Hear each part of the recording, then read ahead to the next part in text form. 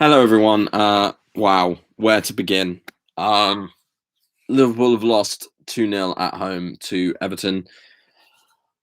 At like I said, at Anfield, the first time in what 25 years. Oh, fucking hell! Fucking hell! Jesus Christ, that was absolutely awful. Oh.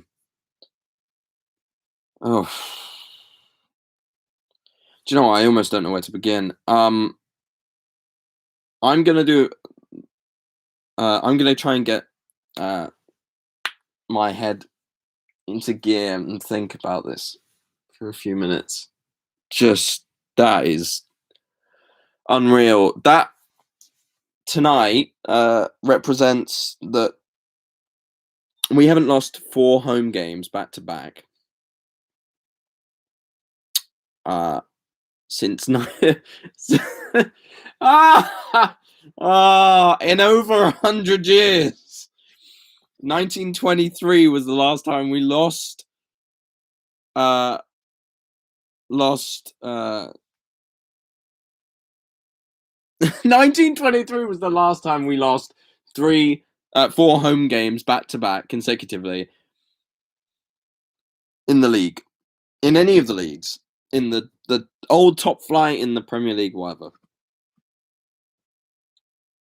So I'm kind of like trying not to throw up. I had this bizarre reality where the last half an hour of the game coincided with me having dinner with the family. So I propped. We had some shopping come in, so I propped up my phone against these boxes, and basically,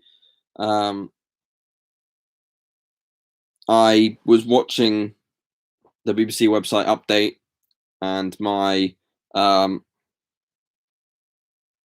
some various Liverpool group chats I'm in going at the same time, and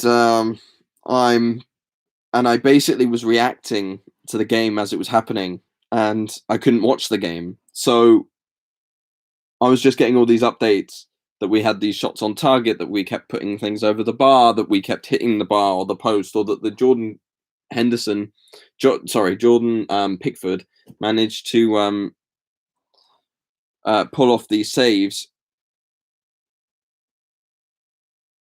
And I was just despairing with all of my family around, going, scratching their heads, going, "Hayden, what's wrong? Like, what's going on?"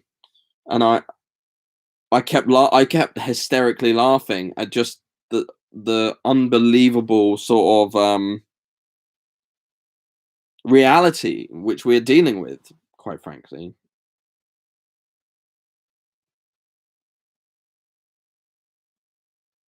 And because I was sat there and I couldn't even believe what was happening. Um, like I can't rationalize it. It was just really, really bad. Because we concede after 2 minutes. Oh, that hurts just even here. Granted, it's a good ball through. It's a nice piece of skill. It should have been more switched on. I think Kabak heads the ball as far as he can get. He gets good distance on it, but Rodriguez just thinks quicker than him when it comes to the immediate follow up. And but by the time Kabak gets to his feet, lands like firmly plants his feet. He the ball's already passed him, and they score. That's a good finish from Richarlison. And then inexplicably, we seem to be on top for nearly all of the second half. This unbelievable reality of whereby you know, we were having shot after shot after shot, and we look the better team. We're kicking into the wind, so that really doesn't help anyone. Um, you have this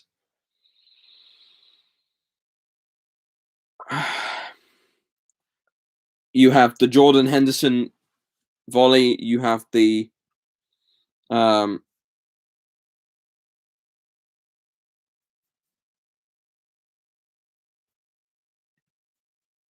you have the Trent Alexander-Arnold shot.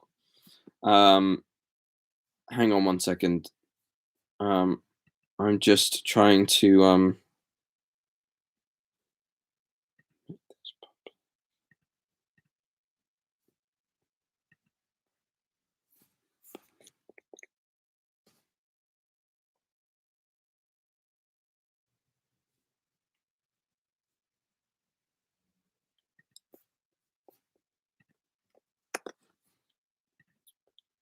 and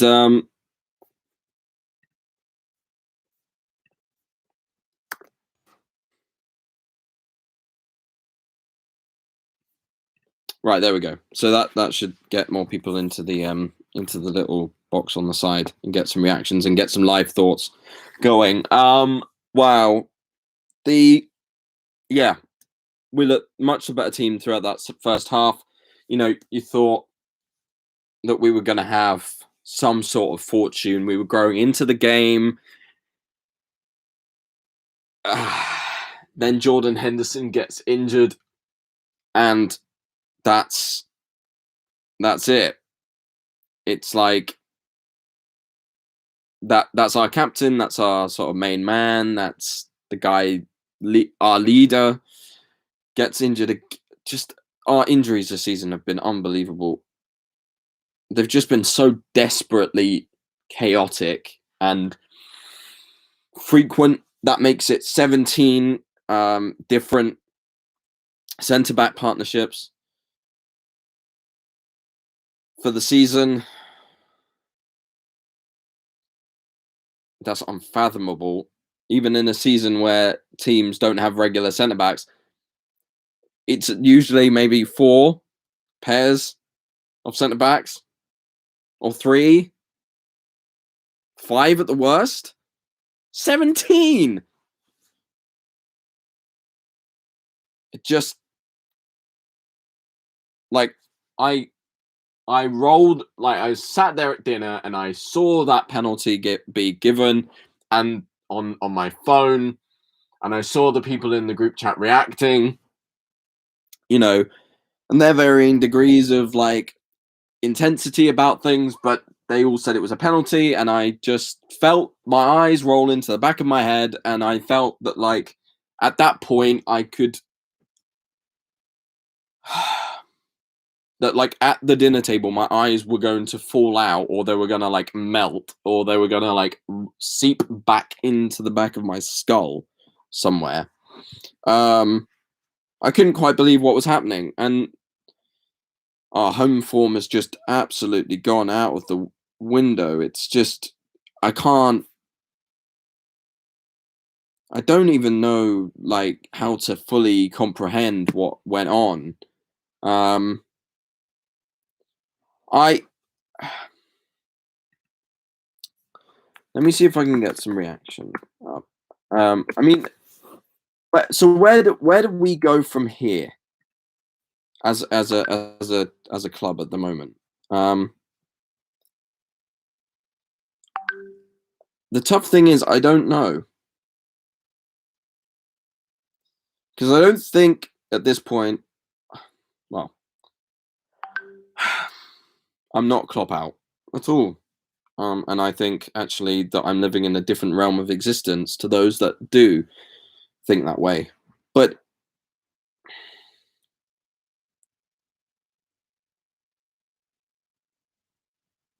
if changing the manager doesn't help, because let's think about it, there's no better manager that out there that could deal with this many injuries or deal with this level of inconsistency, these drops in form, and no one but has asked his players and then found his players to buy into a system to every sort of down to the minute details like Klopp has. Bringing in a new manager wouldn't solve our problems. It wouldn't stop the string of losses. It wouldn't stop. It wouldn't get us winning again. Because it would still be the same players. It would still be the same system, or a slightly more incompetent and different version of it. You still wouldn't have two centre backs that you could play. You would still only have 1.5 centre backs. You wouldn't suddenly have Gomez and Van Dijk back. You would still be stuck with a centre back pairing of Kabak and Henderson because Fabinho's still injured. Davis, this other kid from Preston, doesn't seem good enough to come into the team yet. You know, although he could be an absolute revelation, he could come in and he could become the next Joe Gomez, or he could become the next Virgil van Dijk. But I don't think that it's time that you can just throw in Davies, who's played in all the different layers of the Football League, but not the Prem. I think, yes, he has over 250 appearances or something crazy by the age of 25, but he doesn't have the knowledge, the skill set to go into the Premier League right away. Not at this moment, anyway. Well, and he's injured anyway, so yeah. I'm just trying to go off the top of my head. Like I said, I didn't watch the second half. I'm just... The thing is, for years under Klopp, we've now, we've always...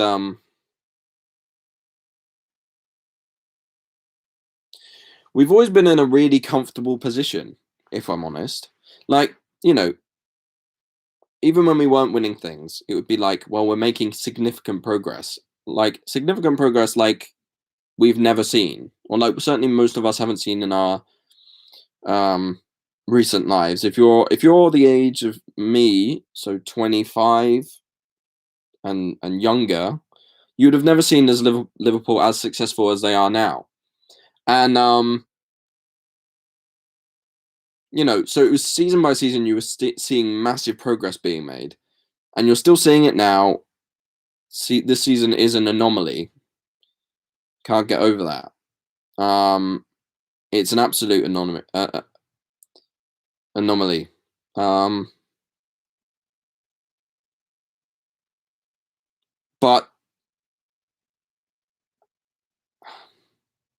But what it also meant was that whilst we were making this progress, we as fans could sit back and like not have to. We could sit back and watch other games, watch other teams falter, flail around, fall and fail to utter incompetency. And now it's our turn to sort of sit there and be the ones that are not quite laughed at, but we're the ones where people go, wow, they're struggling. Isn't that kind of fun to watch?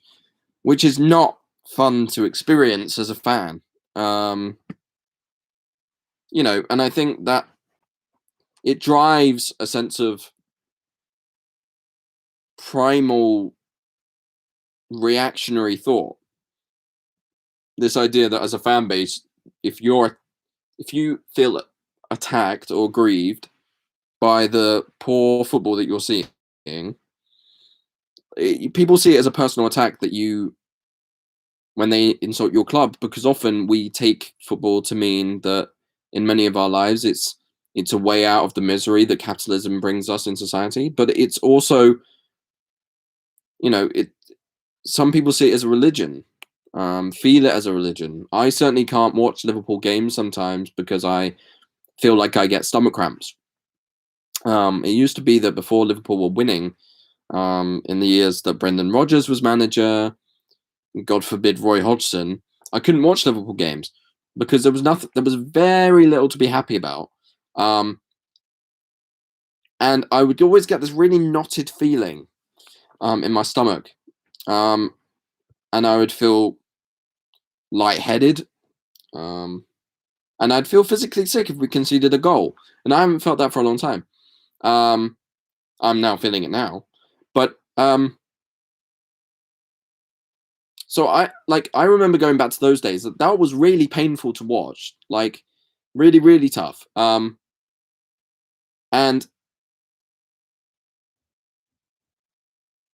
do you know what? I've actually forgotten the point I was going to make. It yes, that was it. The reason it hurts so much is because we feel like it becomes a part of us, and so when someone attacks the club, you feel like it's a personal attack, and that's often why, you know, even if it's not the gut-wrenching feeling of the goal going in, although that is entirely possible, it's what the gut feeling of the goal going in means for the wider football conversation.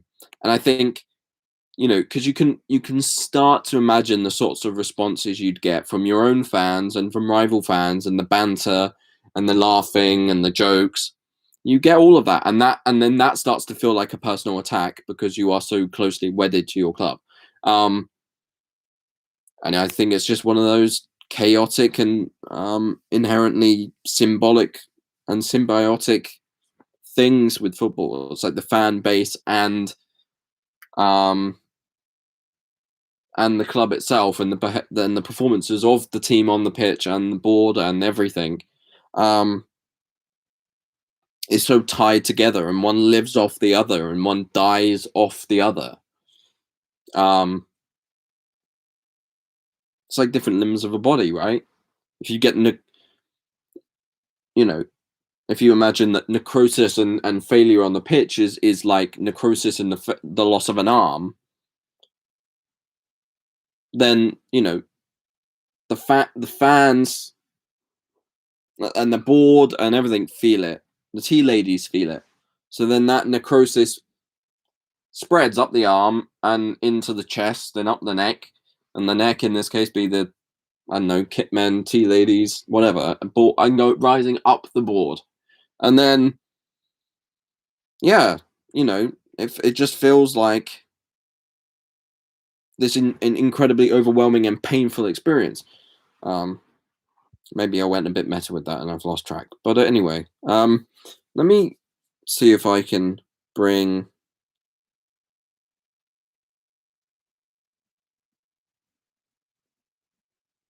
Wow.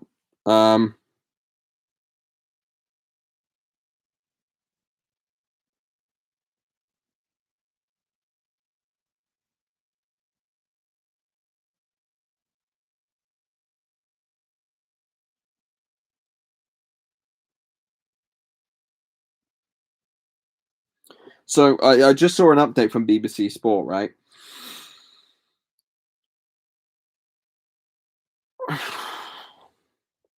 This is agony, right? Oh, I've got a headache. John Henson, Joel Matip, Fabinho, Virgil van Dijk, and Joe Gomez, right? Liverpool are now without their first 5 choice centre backs. So it's not like we're missing 5 defenders that could do it. Our first five choice centre backs. It just boggles the mind, doesn't it?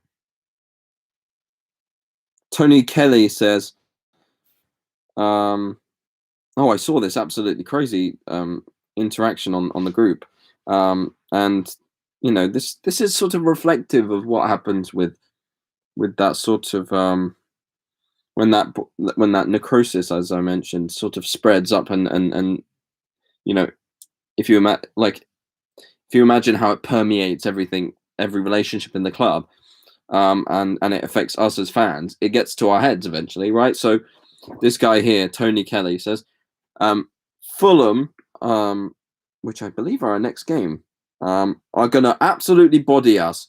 It's going to be a field day, and we'll be lucky to get 8th or 9th and not be relegated. No win in 4 games, which, you know, is a new level of utter derangement. Like, come on, man. Let's be serious. Liverpool aren't gonna. You could call it relegation form, if you wanted to be hyperbolic, but we're no.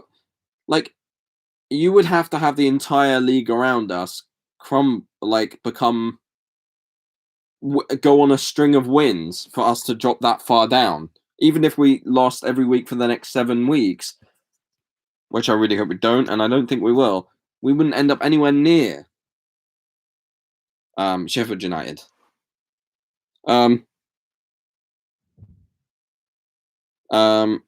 He says, we're in relegation form. Don't you see it that way?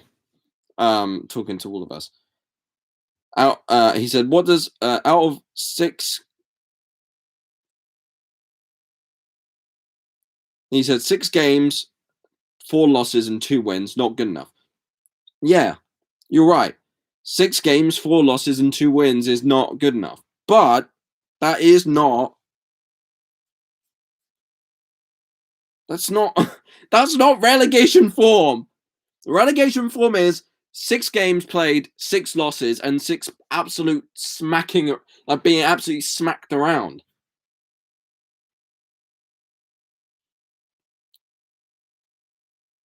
And man, this is just where it absolutely gets exhausting being a fan. Because you have to start dealing with like people that in your own fan base that are like lose touch of reality. Tony continues. He says, so with us being in relegation form, we can actually be relegated if we don't get 3 points from now on and everyone else does.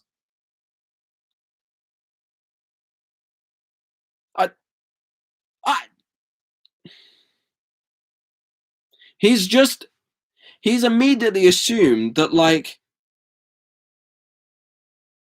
I'm stunned. He's assuming that everyone's going to win every game. Like, first he implies that if he says if we can actually be relegated. First of all, mathematically, right now it's not, because at the rate of like, even if we're only picking up half the points we normally would, that still wouldn't put us near there. That would put us just out the top half of the mid-table. Anyway, then he says if we don't get 3 points from now on, well, wait, do you mean in every game? Because that's a really big expectation to put on the players, and that doesn't quite make sense. And then he says, if we don't get 3 points from now on, and everyone else does. But there's not a scenario where everyone else can get 3 points. There are only scenarios where the teams in and around us can get 3 points and go above us, right? But it's impossible. It's physically impossible due to the number of teams in the league and the number of games that are being played and who plays against who in which locations. That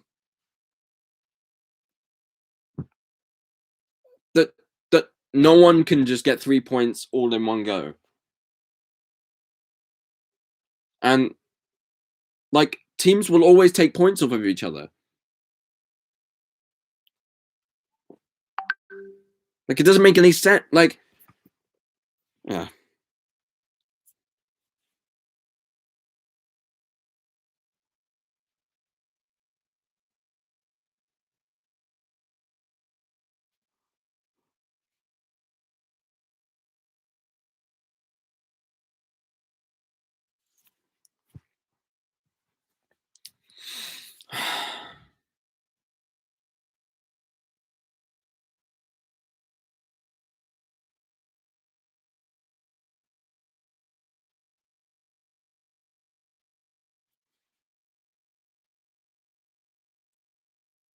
he's implying that, like, that this scenario happens every week, and it won't.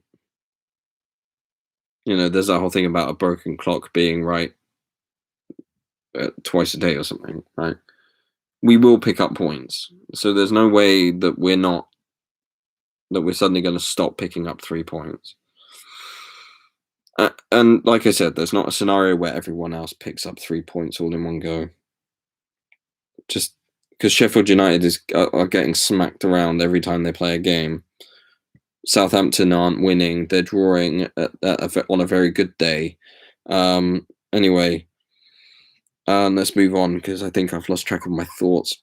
You know, I had that sense of adrenaline once the game ends, but now just sort of it's draining, so I'm losing my mojo.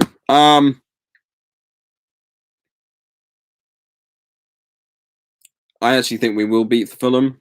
I'm an eternal optimist. I really try to always look for the positives in the world. Gavin says Divock Origi needs to be banished or shaped up.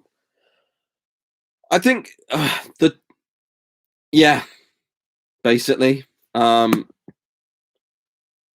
Divock is a tragic character, I think. I don't think he has a future at the club, if I'm honest. I think he should have been sold in the summer. I think he should have been sold in January.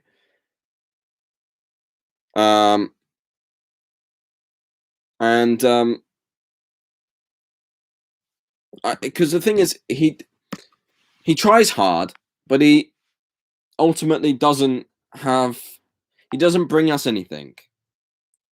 He's way too inconsistent. And I'd rather us get money from him for him, and then reinvest it somewhere else that can help us in the long term. You know, with maybe rotation in midfield or another attacking option, than having essentially. Yeah. Look, Anfield Bloodline in the chat says he should have been sold since the. I'm guessing he means the summer of 2019 after the Champions League glory. I think there's an argument to say that after the league win, he should have been sold. There were rumors of Fenerbahce looking at him. Some other European clubs coming in.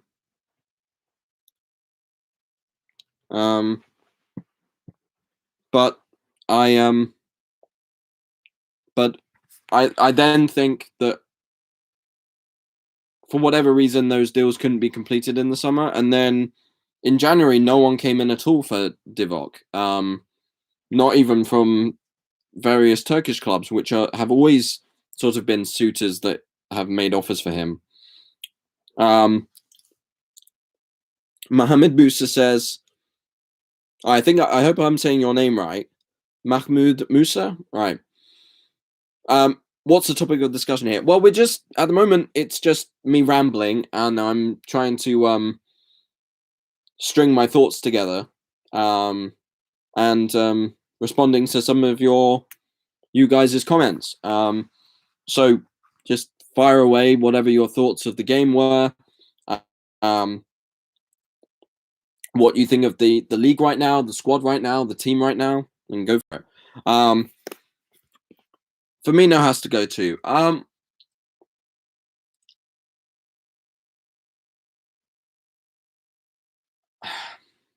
He's been with us an incredibly long time, hasn't he? He came in under Brendan Rodgers, and he's been the linchpin of the system. He has very often dropped deep. His spatial awareness, his quick thinking has always been excellent at bringing other players, other attacking options into games, into play. Um, the It's been a very bad season for Firmino. I won't disagree with that. He's not looked anything like the player that we have gotten used to. And it's really a shame. He seems to. I don't know whether it's because of the fact that we don't have centre backs, and so he's recognizing that there's not an attacking that the midfield itself isn't as forward thinking as it normally is, and so he's trying to help out, and so he's dropping way too deep, and so he's basically becoming ineffectual. I thought at times in the season, even that though we won the league, that he looked really, really sort of leggy and tired. And I think that given how long he's been at the club and what he's been asked to do in service of the system and the amount of games he's played, the fact that he's barely had any rest, was that reason for that insane amount of fatigue. And I still think we're still seeing some of that reverberating now. I don't think he should be sold. No, I think we should find someone to be able to bring in to do a similar job, or to do a similar but different job. So like you have more central attacking options than Bobby, because I feel like if the attacking front line doesn't work 100% smoothly as it normally does, that he rightly or wrongly gets a lot of criticism for that. And I think it would be good to take him out of the limelight, put someone else in there for a little bit, give him some rest, and give us some other options.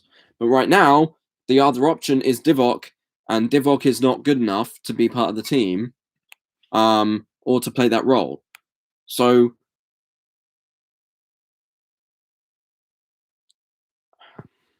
I think it's very easy to get angry at at Firmino, after a game like this. Yes, granted, he faded very early on in that first half. He was dipping in and out, and didn't really have an effect on the game.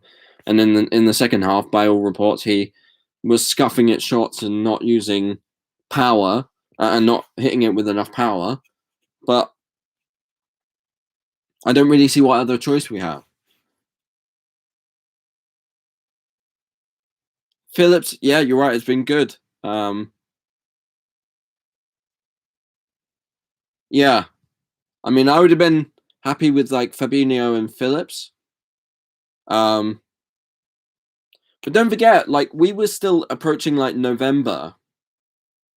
What was it? Sorry, we were approaching September and October or something, and Reece and the interchanging of Reece and Fabinho was actually a good setup. And then eventually Reece's inexperience got shone through, and but he's become really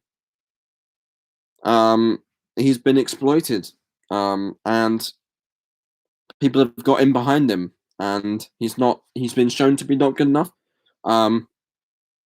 Yeah.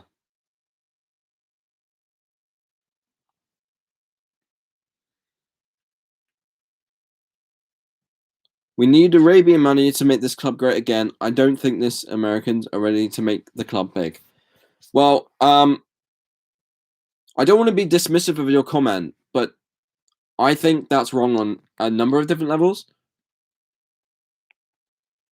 Let's just start with the more obvious one. You said, I don't think that these Americans are ready to make the club big. But how long have we had FSG? And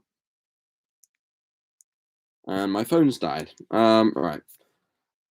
FSG have what been ownership of Liverpool for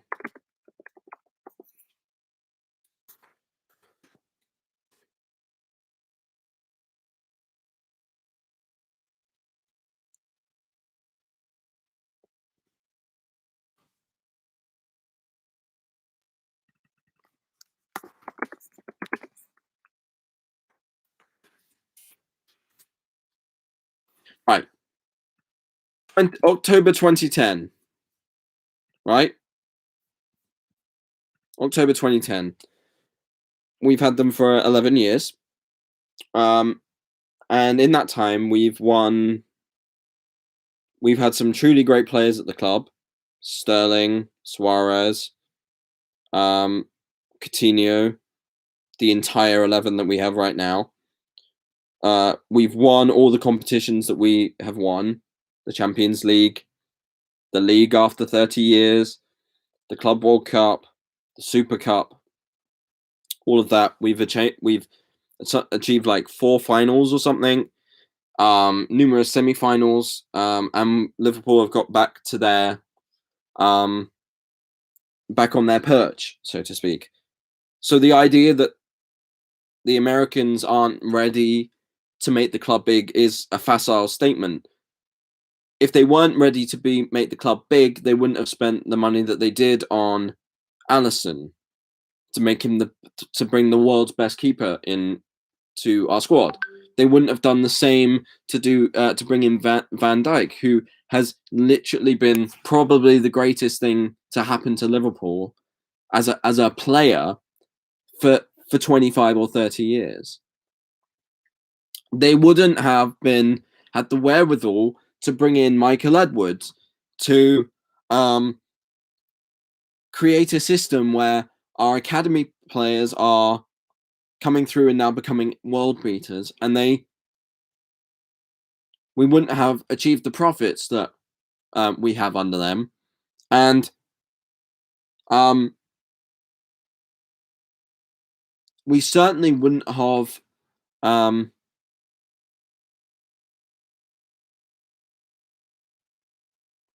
we wouldn't have they wouldn't have had the wherewithal to bring in Jurgen Klopp. I think all of those symbols are actions that say they want to make us big again, and we are big again. We're having the worst season that, for luck and for injuries, that we have ever experienced. That's not on them. Arabian money wouldn't help that. That would just sacrifice our soul as a club. Like, the Emirati group doesn't have a link to its fans. The fans don't have a link to the club, except saying that they are supporters. There's not a relationship between the fans and the clubs when it comes to the stadiums either. And there's not a relationship between the ownership and the city, except to benefit the ownership. I wouldn't want that with Liverpool. Look, I'm not trying to make excuses for Firmino. I'm saying literally right now, we are without options. There is no one that can just come in and do his job. Jota has come in and proved the masterstroke. Yeah, but he's injured. I don't know when he's coming back. So right now we have no other option.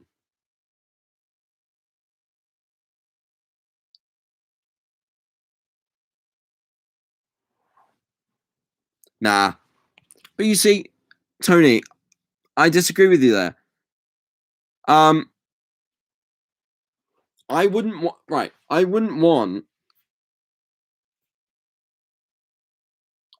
that for Liverpool.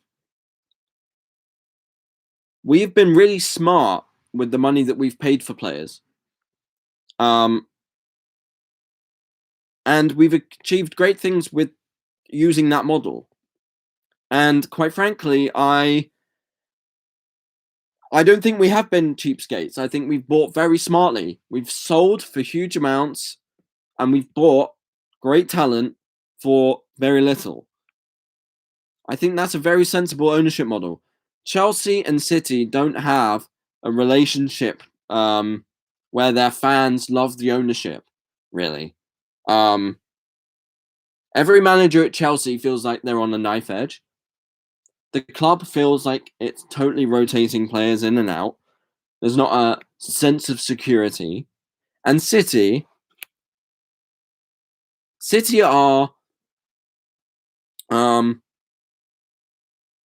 yes, they might be winning things. Yes, they might have loads of great players, but their stadiums are empty because fans can't afford ticket prices. The fan base itself isn't born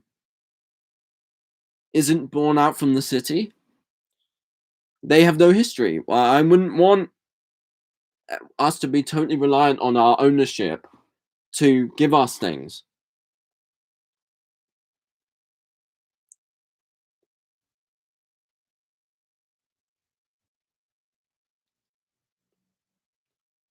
I disagree on the FSG's fault. At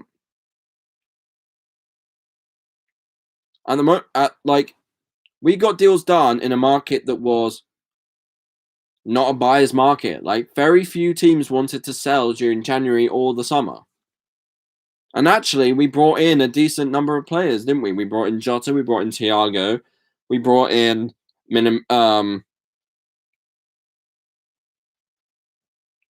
you know, that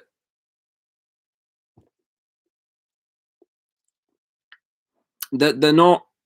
It wasn't like they were like, "Oh, we're going to spend no money."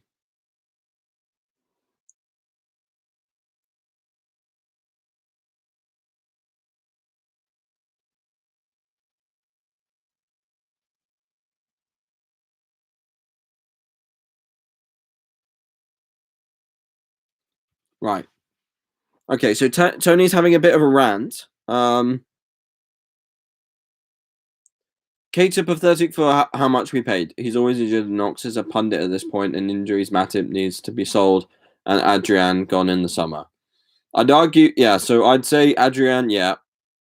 Keita, I wouldn't call him pathetic. I think that's actually a really harsh criticism for a guy who, prior to leaving Germany, didn't have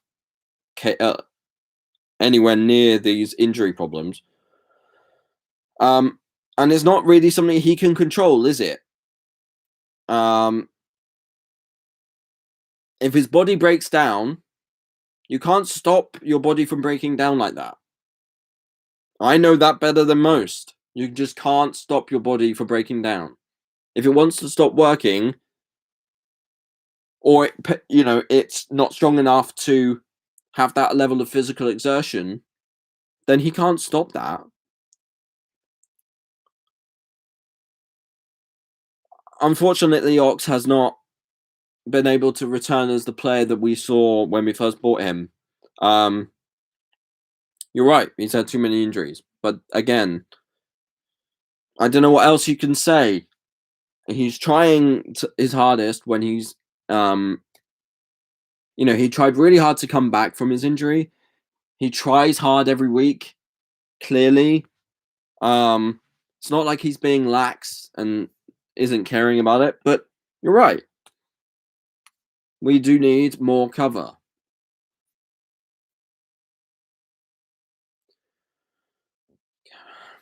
Kabak needs to learn to stop being so harsh in his fouls. Can't play like that in the Prem. Well, that's what we'll see him learn, right?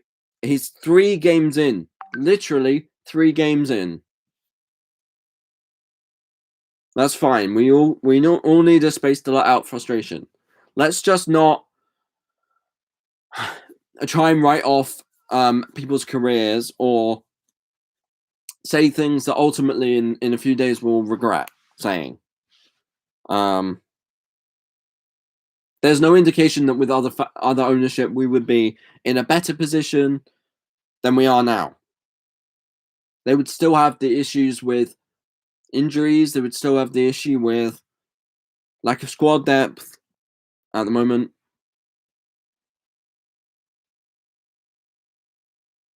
Yes, our problem is that, like, for the first time in many of our lifetimes, we're having an absolutely bloodbath of a injury crisis. No one could predict that. Even with people with foresight at the beginning of the season saying, maybe we should have brought a couple of extra centre backs. Well, we did. We brought in a couple of extra centre backs. And one is injured in Davis. And the other one is 20 and is learning the ropes.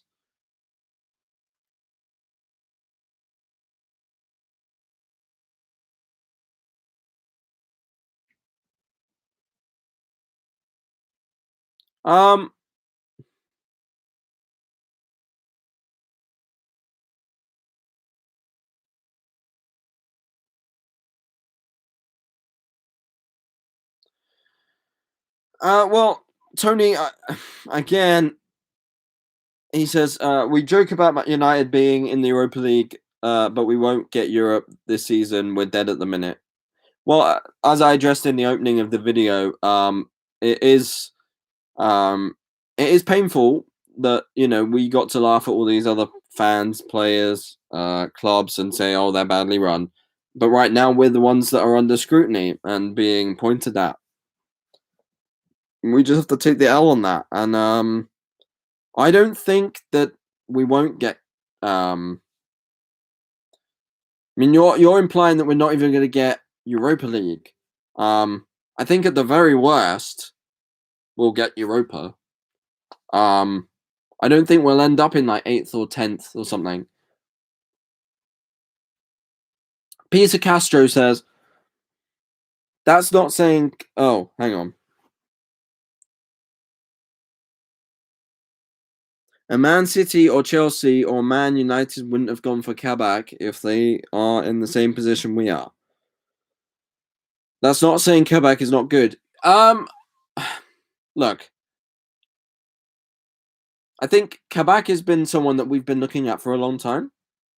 There's some evidence to suggest that we've been looking at him for about a year and a half. So, the likelihood was that we were always going to move for him, and that January just became the most opportune time to go and get him. And look at the deal we've got with him. We get 6 months to a year worth of a trial period, and if it doesn't work out, then he goes back. But if he turns out to be really good and competent, and who knows, give him a handful of games and give him a centre-back partnership like Fabinho or, I don't know, I was going to say Henderson, but tonight affects that. I think we could see him really develop, and he is very highly rated across Europe. Like, it's not like we've gone for a guy that no one's heard of. And I know that. You're not saying that he is not good. I think he's just rusty, and he's having to learn the system and be dropped into really high-profile games almost immediately.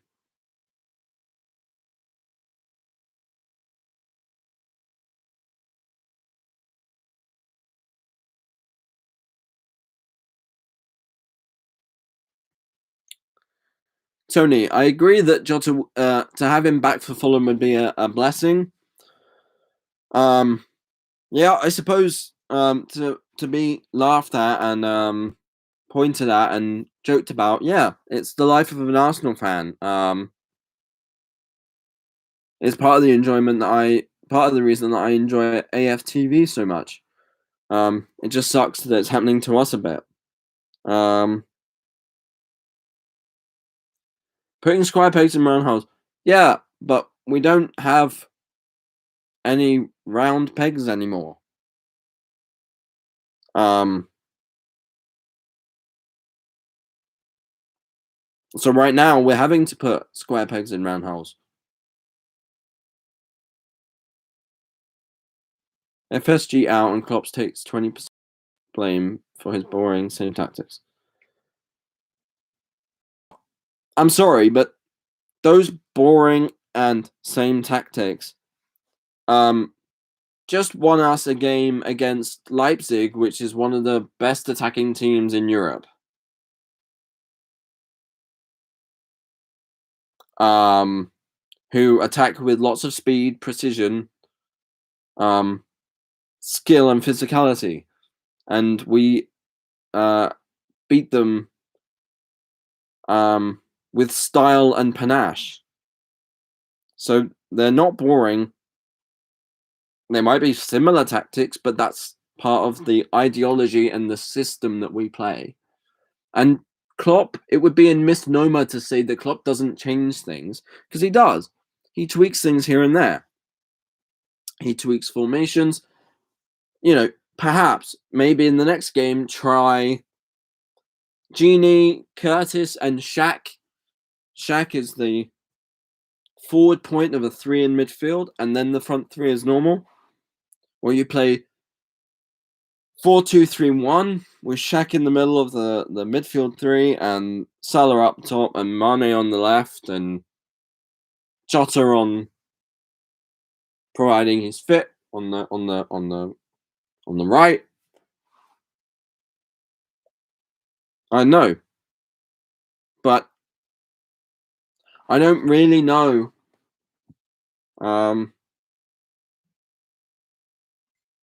whether a lynch campaign against our manager or the ownership is really productive or worth it right now, and whether it would actually help the team going forward. I honestly think that actually a lot of the infighting between fans, instead of solidarity, you know, is part of the reason that some of the confidence of the players might be a bit low. Because not only are they having to fight the self-criticism that they have, because these guys want to go at the highest standard and perform consistently in that manner, but now they're also having to deal with, well, are the fan base on our side? And I don't want that to be any sort of conversation they're having with themselves, quite frankly. I think there's much.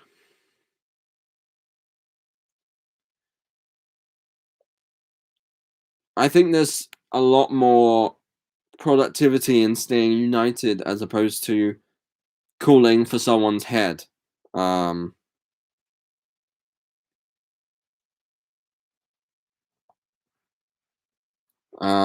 Yeah. Don't think it helps. Wow. Okay, we've gone on for 53 minutes. That has been an incredible video. Thank you all for joining me. I'll do another one soon. The next game, let me just check.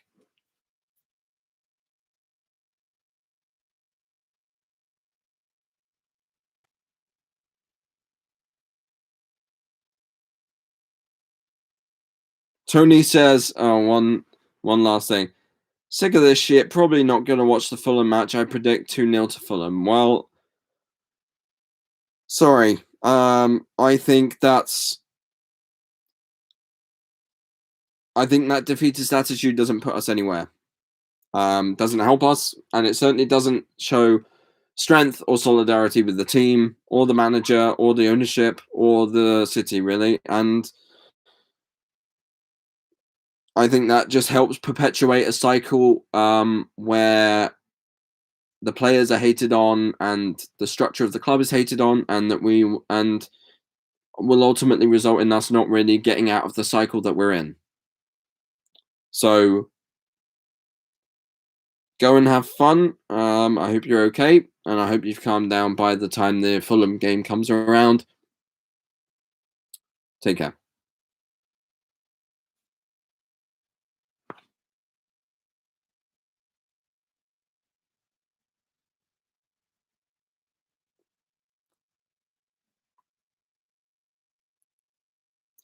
I'm gonna leave it there, guys. 55 minutes has been a very long stream. Take care. I hope you all stay safe. I know the lockdown is getting to us, hence the irritability in the comments. And the bad performances. But you know, we gotta be optimistic. And I'll leave it there. Take care, everyone. Stay safe, and I'll chat to you soon. Bye bye.